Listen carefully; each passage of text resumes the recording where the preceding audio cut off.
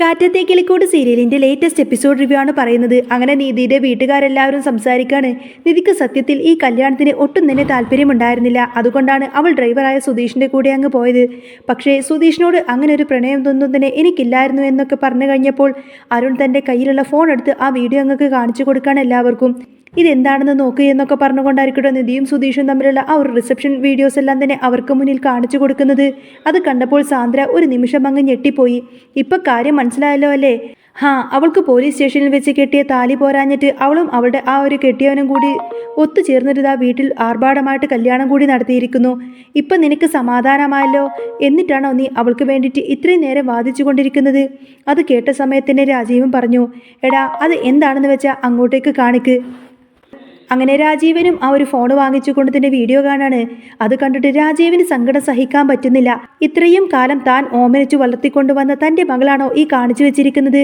രാജീവ് പറഞ്ഞു, ഇപ്പൊ എല്ലാവർക്കും വലിയ സന്തോഷമായി കാണല്ലോ. എല്ലാവരും കൂടെ എന്നെ കുറ്റപ്പെടുത്തി അവളെ നിർബന്ധപൂർവ്വം വിവാഹത്തിലേക്ക് തള്ളിയിട്ടു എന്നൊക്കെ പറഞ്ഞുകൊണ്ട് ആ ഡ്രൈവറെ ആയിരുന്നു അവൾക്ക് ഇഷ്ടമെന്ന് അവൾക്കൊരു വാക്ക് പോലും എന്നോട് പറഞ്ഞില്ലല്ലോ.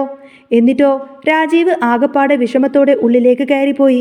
അപ്പോഴേക്കും അരുണിനോട് ദേഷ്യപ്പെട്ടുകൊണ്ട് തന്നെ ഹേമ ചോദിച്ചു, നീ എന്ത് പരിപാടിയാണ് കാണിച്ചത്?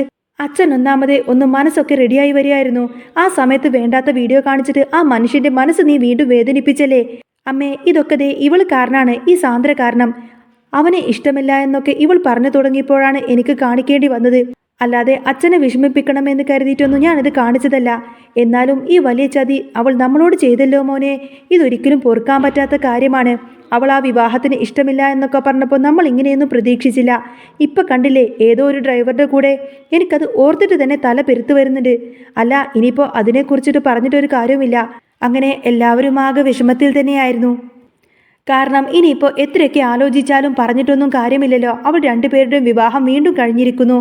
വീട്ടിൽ വെച്ച് അതിമംഗളകരമായിട്ട് തന്നെ കാര്യങ്ങളൊക്കെ വീണ്ടും നടന്നു. റിസപ്ഷനും കാര്യങ്ങളും എല്ലാം കഴിഞ്ഞു. ഇനിയിപ്പോൾ അവളെ ഇങ്ങോട്ടേക്ക് കൂട്ടിക്കൊണ്ടുവരാനൊന്നും പറ്റില്ലല്ലോ.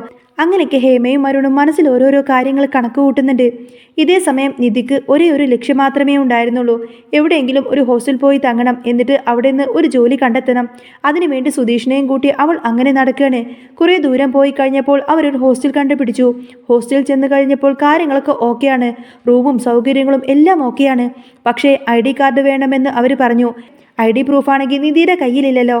എന്ത് ചെയ്യണമെന്നൊന്നും നിധിക്കറിയില്ല. അതെടുക്കാൻ വീട്ടിലേക്ക് ചെല്ലാനും പറ്റില്ല. അതെടുക്കാൻ താനെങ്ങാനും വീട്ടിലേക്ക് ചെന്ന് കഴിഞ്ഞിട്ടുണ്ടെങ്കിൽ പിന്നെ തീർന്നു. തൻ്റെ കാര്യം അതോടെ തന്നെ അവസാനിക്കുമെന്ന് അവൾക്കറിയാമായിരുന്നു. ഇനിയിപ്പോൾ എന്താ ചെയ്യേണ്ടത് എന്ന് ആലോചിച്ചു. സുധീഷിന്റെ കയ്യിലാണെങ്കിൽ അവളുടെ ആധാർ കാർഡിന്റെ ഒരു കോപ്പി ഉണ്ടായിരുന്നു. അവൻ അത് അപ്പോൾ തന്നെ ഡിലീറ്റ് ചെയ്തു. അങ്ങനെ ഇവൾക്ക് റൂം കിട്ടണ്ട, ഇവൾ എൻ്റെ വീട്ടിലേക്ക് തന്നെ തിരിച്ചു പോന്നോട്ടെ എന്നൊക്കെ ചിന്തിച്ചുകൊണ്ടായിരിക്കട്ടോ സുധീഷ് നിധി കാണാതെ അത് ഡിലീറ്റ് ചെയ്തത്. ആധാർ കാർഡിൻ്റെ കോപ്പി ഫോണിനകത്തുള്ളത് കൊണ്ടാണ് അവർക്കങ്ങനെ രജിസ്റ്റർ മാരേജ് ചെയ്യാനൊക്കെ പറ്റിയത്. പക്ഷേ ഇനി അവൾ ചോദിച്ചാലോ എന്ന് കരുതി പെട്ടെന്ന് തന്നെ അത് ഡിലീറ്റ് ചെയ്ത് കളയാണ് സുധീഷ്. ഒടുവിൽ നിധിക്ക് മനസ്സിലായി ഇവിടെ റൂം കിട്ടില്ല എന്ന കാര്യം. ഹോസ്റ്റൽ റൂം കിട്ടില്ലെന്ന് കണ്ട് അവിടെ നിന്നും ഇറങ്ങിക്കഴിഞ്ഞപ്പോൾ നിധി പറഞ്ഞു, ഒരിടത്ത് കിട്ടില്ല എന്ന് കരുതി അടുത്ത സ്ഥലത്ത് കിട്ടാതിരിക്കില്ലല്ലോ, നമുക്ക് അടുത്ത സ്ഥലത്തേക്ക് പോവാമെന്നും പറഞ്ഞുകൊണ്ട് തന്നെ അടുത്ത ഹോസ്റ്റൽ അന്വേഷിച്ച് അവർ പോവാണ്. ഈ സമയത്ത് തന്നെ ഭാസ്കരൻ വീട്ടിൽ ആലോചിച്ചിരിക്കുകയാണ്. അപ്പോഴാണ് വീട്ടിലെ സാധനങ്ങളൊക്കെ കൊണ്ടുപോവാൻ, അതായത് പന്തലും കാര്യങ്ങളൊക്കെ അഴിച്ചു കൊണ്ടുപോകാൻ വേണ്ടിയിട്ട് ആൾക്കാരെല്ലാം അങ്ങോട്ടേക്ക് വരുന്നത്. അങ്ങനെ അവർ വന്ന് പന്തലൊക്കെ അഴിച്ചുകൊണ്ടിരിക്കുകയാണ്. പന്തലൊക്കെ കെട്ടിയിരുന്നത് സുഭാഷിൻ്റെ കൂട്ടുകാരായിരുന്നു. അവർ പന്തലഴിച്ചുകൊണ്ടിരിക്കുകയാണ്. സുഭാഷിനോട് അവർ ചോദിച്ചു, എങ്ങനെയുണ്ടായിരുന്നു? നല്ല അടിപൊളി പന്തലായിരുന്നു അല്ലേ എന്ന് ചോദിക്കും. സുഭാഷ് പറഞ്ഞു, അടിപൊളിയൊക്കെ തന്നെയായിരുന്നു, നല്ല ഭംഗിയുണ്ടായിരുന്നു, ഒന്നിനും ഒരു കുറവും വരുത്തിയിട്ടില്ല. ഇത് കേട്ടപ്പോൾ ഭാസ്കരൻ ചോദിച്ചു, ആര് പറഞ്ഞു അത്? നല്ല വൃത്തിക്ക് ചെയ്യണമായിരുന്നു. പന്തൽ ഇങ്ങനെയാണോ കെട്ടുന്നത്? അവിടെയും ഇവിടെയും ഒക്കെ ഓരോ ഓട്ടകളുണ്ടായിരുന്നു. നല്ലൊരു മഴ എങ്ങാനും പെയ്തു കഴിഞ്ഞാലോ അല്ലെങ്കിൽ കാറ്റെങ്കിലും അടിച്ചിരുന്നെങ്കിൽ ആകപ്പാടെ മൊത്തം കംപ്ലീറ്റ് അങ്ങ് കുളായേനെ. അപ്പോഴേക്കും സുഭാഷിൻ്റെ കൂട്ടുകാർ പറഞ്ഞു, അതല്ല, ഞങ്ങളിവിടെ നല്ല വൃത്തിക്ക് തന്നെയാണ് ചെയ്തത്. കാരണം സുഭാഷ് ഏട്ടനെ ഞങ്ങൾക്ക് അത്രമാത്രം അടുപ്പമുള്ളതാണ്. സുഭാഷ് അണ്ണനുമായിട്ട് ഞങ്ങൾ അത്ര ബന്ധത്തിലാണ്. പക്ഷേ അത് നിങ്ങളെന്താ മനസ്സിലാക്കാത്തത് എന്ന് ചോദിച്ചു. അത് കേട്ടപ്പോൾ ഭാസ്കരൻ പറയുന്നുണ്ട്, ഇങ്ങനെയാണോ നിങ്ങൾ ഇവിടെ കെട്ടിയത്?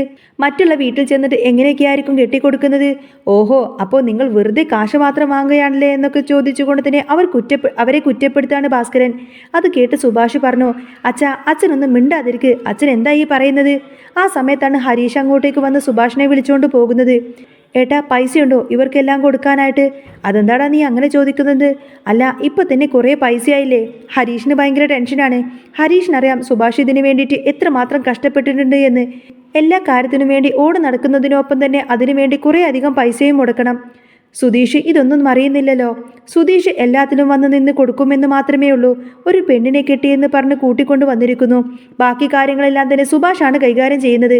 അതൊക്കെ കാണുമ്പോൾ ഹരീഷിന് ഭയങ്കര സങ്കടമായിരിക്കും. കാരണം അവനറിയാം ഓരോ പൈസയും എങ്ങനെയാണ് ചേട്ടൻ ഉണ്ടാക്കുന്നത് എന്ന്. നന്നായിട്ട് അധ്വാനിച്ച് തന്നെയാണ് ചേട്ടൻ പൈസ ഉണ്ടാക്കുന്നത്. അപ്പോൾ കുറേ പൈസ ചെലവായി കഴിയുമ്പോൾ അതിന് മാത്രം പൈസ കയ്യിലുണ്ടാവില്ലല്ലോ. സുഭാഷ് പറഞ്ഞു, നീ വിഷമിക്കണ്ടടാ, എനിക്ക് പ്രശ്നമൊന്നുമില്ല. ഇവർക്ക് കൊടുക്കാനുള്ള പൈസയൊക്കെ എൻ്റെ കയ്യിലുണ്ട്. അങ്ങനെ അവരുടെ പൈസയൊക്കെ കൊടുത്ത് കണക്കും തീർത്തുകൊണ്ട് തന്നെ അവരെ അവിടെ നിന്നും പറഞ്ഞു വിടുകയാണ് സുഭാഷ്.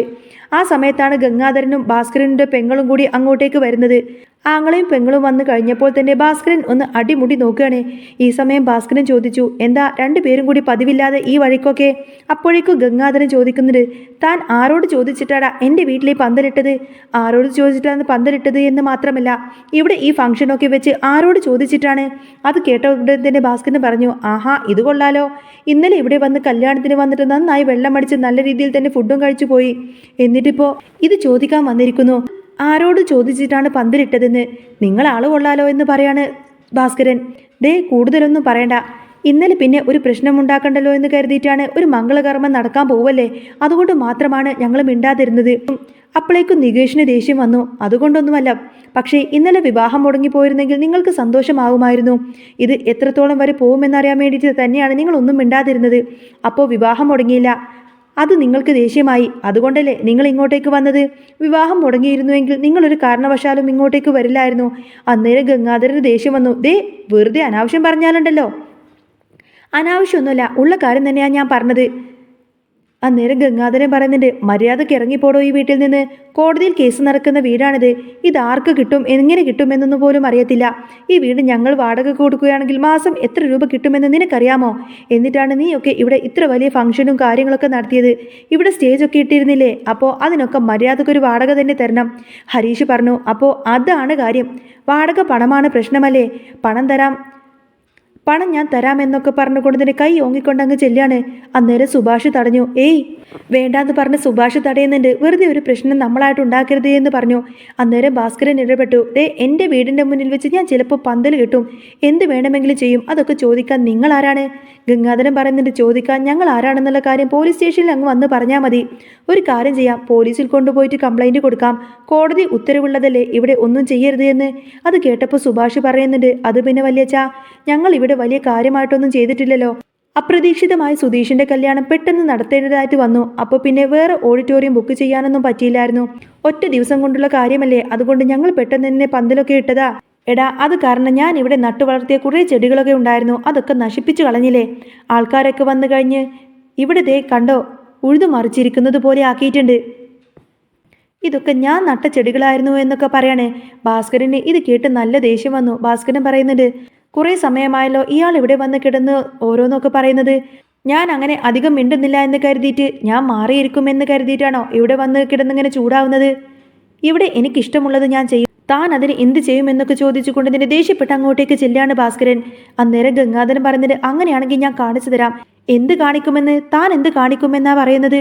അത് കേട്ട ഉടനെ തന്നെ ഗംഗാധരൻ എന്ന് ദേഷ്യമായി. ഗംഗാധരൻ പറയുന്നുണ്ട്, എടാ നിനക്കിട്ട് ഞാൻ വെച്ചിട്ടുണ്ട്. ഭാസ്കരൻ പറയുന്നുണ്ട്, നീ ഒരു ചുക്കും ചെയ്യാൻ പോകുന്നില്ല എന്നും പറഞ്ഞുകൊണ്ട് തന്നെ പിടിച്ചൊരൊറ്റ തള്ളങ്ങ് കൊടുത്തു. ആ തള്ളിൽ ഗംഗാധരൻ പെട്ടെന്ന് പോയിട്ട് തലയടിച്ചങ്ങ് വീഴാണ്.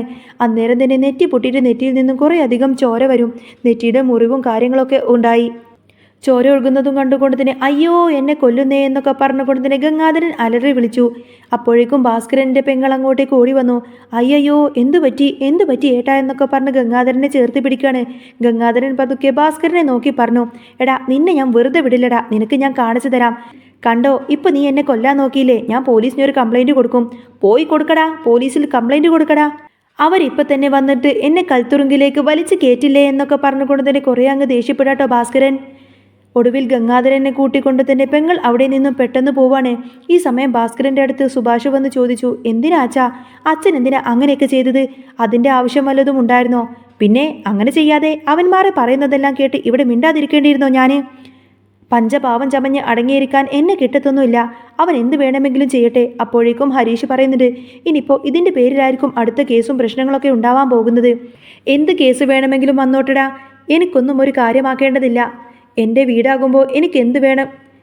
വീടാകുമ്പോൾ എന്ത് വേണമെന്നൊക്കെ എനിക്കറിയാമെന്നും പറഞ്ഞുകൊണ്ട് തന്നെ ഭാസ്കരനൊന്നും മിണ്ടാതെ അകത്തേക്ക് കയറിപ്പോയി. സുഭാഷ് നല്ല ടെൻഷനിലായിരുന്നു. ദൈവമേ, ഇതിപ്പോൾ ഇനി എങ്ങനെ എവിടെ പോയി അവസാനിപ്പിക്കുമെന്നൊന്നും അറിയില്ലല്ലോ. അങ്ങനെ കുറച്ച് കഴിഞ്ഞപ്പോൾ സുധീഷും നിധിയും കൂടെ മറ്റൊരു ഹോസ്റ്റലിലേക്ക് ചെല്ലുകയാണ്. അവിടെ ചെന്ന് ചോദിച്ചപ്പോൾ ഇതേ അനുഭവം തന്നെയാണ്. അതായത് ID കാർഡ് വേണം. ഒടുവിൽ അവിടെ നിന്നും പുറത്തിറങ്ങിക്കഴിഞ്ഞപ്പോഴേക്കും നിധി സുധീഷിനോട് പറഞ്ഞു, ഇനിയിപ്പോൾ ഇതിലൂടെ അലഞ്ഞിട്ട് ഒരു കാര്യമില്ലെന്നാ തോന്നുന്നത്. ഒരു കാര്യം ചെയ്താലോ? പേയിങ് ഗസ്റ്റ് ആയിട്ട് എവിടെയെങ്കിലും ആൾക്കാരെ താമസിപ്പിക്കുന്ന സ്ഥലമുണ്ടാവില്ലേ? അങ്ങനെയുള്ള സ്ഥലത്തേക്ക് പോയി ചോദിച്ചു നോക്കാമെന്ന് പറയാണ് നിധി. അപ്പോഴേക്കും ഇതുവരെ സുധീഷിനുണ്ടായിരുന്ന പ്രതീക്ഷയൊക്കെ അങ്ങ് പോയി. ഒരിടത്തും ഹോസ്റ്റലൊന്നും കിട്ടാതിരിക്കുകയാണെങ്കിൽ ഇവളെ വീട്ടിലേക്ക് തന്നെ കൊണ്ടുപോകാമെന്ന് കരുതിയതാണ്. പക്ഷേ ഇതിപ്പോൾ ഇങ്ങനെ ആയിരിക്കുന്നു. എന്ത് ചെയ്യാൻ പറ്റും? സുധീഷ് പറഞ്ഞു, അങ്ങനെയാണെങ്കിൽ അങ്ങനെ വിചാരിച്ചുകൊണ്ട് തന്നെ രണ്ടുപേരും പെയിൻ ഗസ്റ്റായി നിർത്തുന്ന ആ ഒരു വീട്ടിലേക്ക് ചെല്ലുകയാണ്.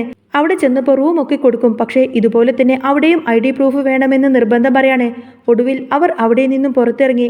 നിധിക്ക് അത് കേട്ടതോടുകൂടെ തന്നെ ആകെ വിഷമമായി. നിധി പറഞ്ഞു, എനിക്കിപ്പോൾ ഇനി എന്ത് ചെയ്യാൻ പറ്റും? ആ സമയത്താണ് നിധിയോട് സുധീഷ് പറഞ്ഞത്, ഒരു കാര്യം ചെയ്യ് നിധി, നീ എൻ്റെ വീട്ടിലേക്ക് തന്നെ തൽക്കാലം വന്ന് നിൽക്ക്. ഇപ്പം എവിടെയെങ്കിലും നിന്നാ പോരെ നിനക്ക്?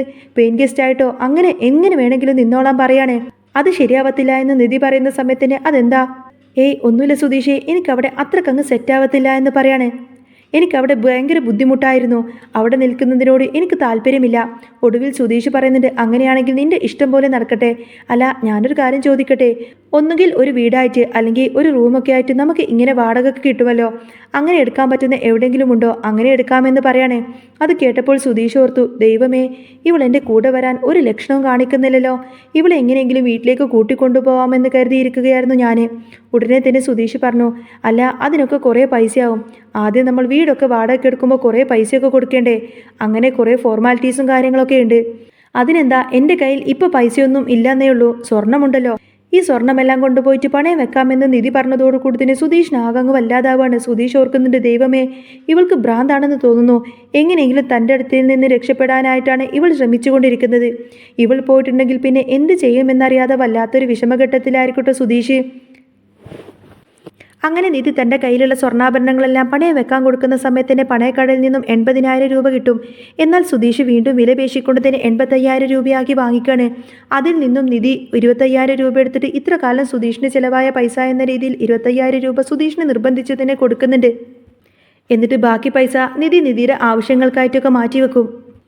അങ്ങനെ നിധി വീട് അന്വേഷിച്ച് നടക്കുന്ന സമയത്തിന് അവിടെ വെച്ചിട്ടും ഈ ഒരു ID പ്രൂഫിൻ്റെ പ്രശ്നം വരുന്നതോടുകൂടി തന്നെ നിധി ആകെ കുഴങ്ങിപ്പോവാണ്. അങ്ങനെ മറ്റ് നിവൃത്തിയില്ലാത്തത് കൊണ്ട് തന്നെ നിധിക്ക് പിന്നെ എവിടേക്കും പോവാനും ഇടമില്ല. അവസാനം സഹി കെട്ടുകൊണ്ട് ഒട്ടും താല്പര്യമില്ലാതെ ആയിരിക്കട്ടോ നിധി പിന്നെ നേരെ സുധീഷിൻ്റെ കൂടെ തന്നെ സുധീഷിൻ്റെ വീട്ടിലേക്ക് വരുന്നത്. അങ്ങനെ നിധി തൻ്റെ കൂടെ തന്നെ വീട്ടിലേക്ക് തിരികെ വരുന്നത് കാണുന്ന സമയത്തിന് സുധീഷിന് ഒരുപാടധികം സന്തോഷമായിരിക്കും.